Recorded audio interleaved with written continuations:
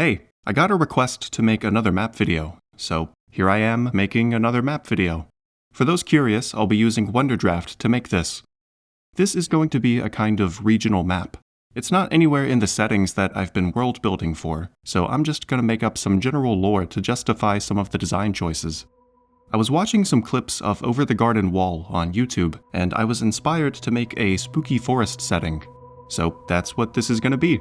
The name Duskvale came to mind, so it's going to be a spooky forested valley. Sometimes I make my maps in a 16:9 aspect ratio, but this time I wanted to try a square. Not sure why, but it felt right. I started out by arranging the general shape of the mountains for the valley. When I'm making maps, I usually like to start with the mountains.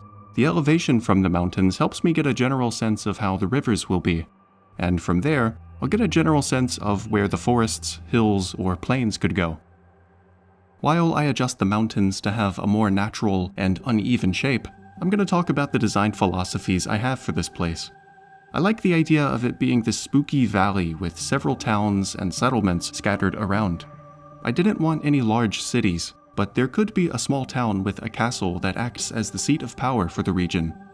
However, that power and authority only extends to people, not nature. This is going to be a place with a lot of dangerous and untamed wilderness. I want this to be a place where adventurers could travel around, going from settlement to settlement, dealing with smaller, local threats. The roads are relatively safe, but if you veer too far off the established paths, you're bound to run into danger. Who knows what's lurking in the depths of those forests? So, now that I've got my mountains, I started working on the rivers. I wanted one big river and several smaller tributaries. I don't think the river is even that big, but it's the biggest in the valley. As I worked with those, I also added in some lakes too, since water has a tendency to pool sometimes.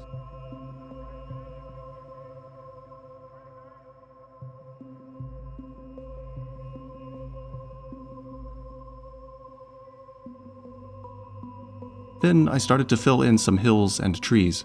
Finding the right balance of trees was tricky, but I think I'm happy with the end result. I want there to be enough wooded area to have some dense, spooky forests, but I didn't want the entire region to be just trees. Like with any good horror, you need a bit of levity or breathing room to break up the spooky, otherwise it's just overbearing. I tried to leave room for some plains and less wooded areas since, 1, it breaks up the landscape and adds some variety to the place, and 2, people live in this region, so there's going to be a bit of deforestation over time. I didn't like the placement of one of the rivers, so I remade it so that it started more in the forest.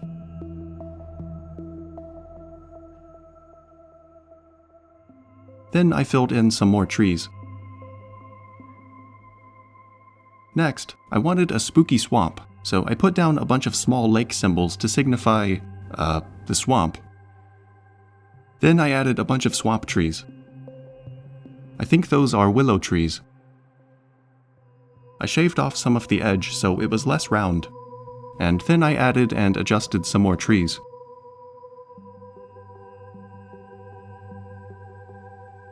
Next, I added a river that flows into it. I'll get to the outflow later. And a forest where the source of the river is. I added in some more trees, and then I added some more hills across the region for texture and variety. I even put some trees within the hills so they could be densely wooded. Then I added some more forests in other parts of the valley to fill it out.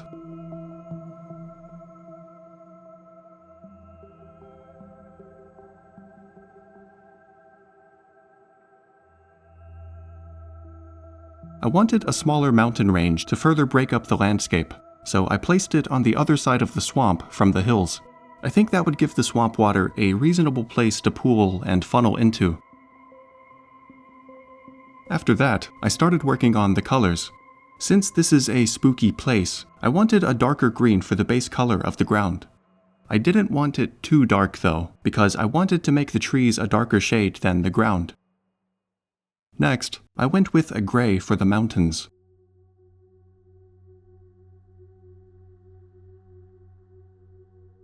and then I made the hills green to match the grassy ground.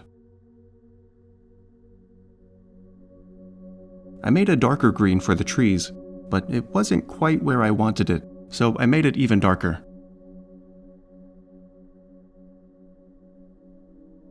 I wanted a slightly desaturated dark green to go under the forests, so they had a kind of shadowy ground to signify dense canopies and add some spookiness. I used an uneven brush with a low opacity so it would blend with the other color instead of having a hard border where one color starts and the other stops. The color wasn't quite how I wanted it to be, so I increased the brightness a bit. Then I applied that beneath all of the forests. Next, I added some more trees and hills to fill out the map.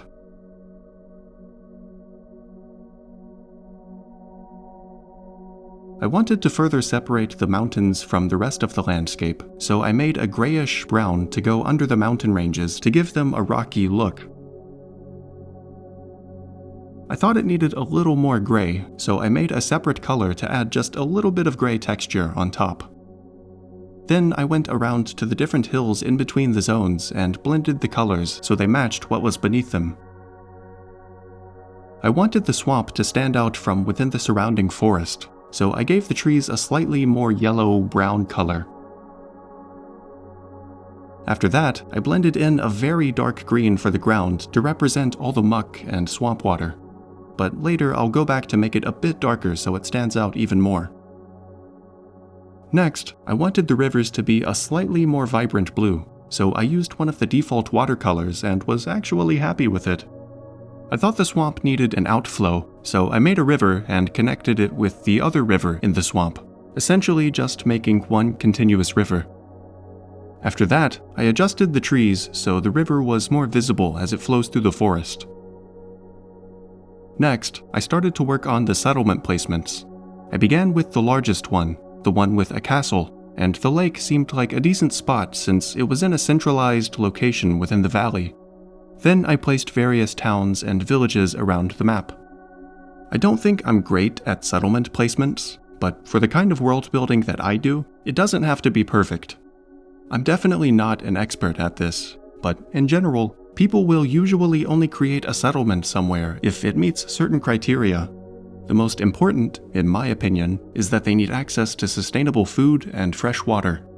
Rivers and lakes are fantastic for this because they double as both a good water source, if the river doesn't dry up, and it's helpful for food supply since the land around rivers is usually great for farming because of the nutrients from the river. Other water sources like streams, creeks, springs, and wells were also good for sustaining lower population settlements, so you don't always have to place them beside rivers. Another reason to justify settlement placement is commerce. If they meet the food and water requirement, then the people in that settlement can specialize if they find a good resource to exploit. Maybe they're beside a forest that they chop down for lumber.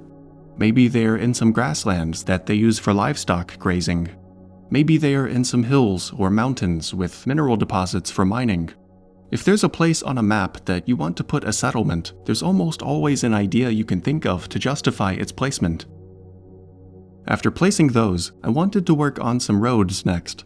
This is something that I don't have much practice with, so I thought it would be a fun way to exercise that skill. I'm sure there are more logical routes, but this works fine for me because my settings don't need to be 100% realistic, just reasonable enough. Usually I'm world building for D&D or just my own personal enjoyment. I'm not trying to create a hyper-realistic fantasy world simulation. I'm more focused on things like story, characters, lore, and mythology. Things like plate tectonics or prevailing winds sometimes, or ocean currents aren't usually important for what I'm trying to do. They absolutely can be useful, but they also feel like a low payoff for the thought investment required. For me, at least. Is my setting and its lore going to improve significantly if I make my plate tectonics more plausible? Probably not. However, if you enjoy that aspect of world building, then please keep engaging with it. It's just not super useful for me. I'll do some basic things like make sure the rivers always flow towards lower elevation, rivers don't split, usually, deserts can form from things like rain shadows, Basically, the map needs to look realistic enough to where people who aren't map experts, like me, could look at it and think, sure, that looks fine. For me, the map needs to serve the story, or the world building, rather than the world building serving the map.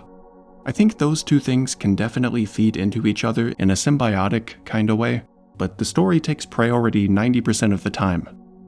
Since several of the settlements were beside rivers here, I made a lot of the roads follow those rivers. Usually roads are made to take the most direct and efficient path from one place to another, but nature doesn't always allow for straight lines. In addition to that, because of the danger of the forests here, having the roads beside rivers is a great way to keep people from getting lost. I also added a few bridge symbols for some of the notable crossings. After that, I added some more settlements and roads. I tried to make the roads conform to the landscape while also staying somewhat efficient, and I made sure to only have a handful go through the forests since that might not be easily traversable terrain. These are just the major roads, though. There are definitely a bunch of smaller paths that crisscross and intersect throughout the region. Next, I added some trees to some of the forests to make them look more dense. And then I worked on some more settlements and road placements. I reworked some of the mountain ranges and replaced some of the smaller symbols with larger ones. This isn't supposed to be some massive, sprawling region, and I thought the smaller symbols made it appear a little bigger than how I wanted it to look. I added some cloud symbols to the edge for a bit of flair and to help establish the borders of this region, although I had a bit of trouble with the layering of the clouds at first.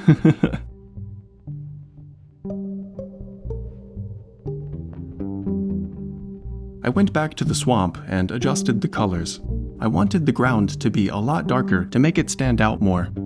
Then I adjusted the color of the water so it looked more murky. I did some final tweaks to the mountains.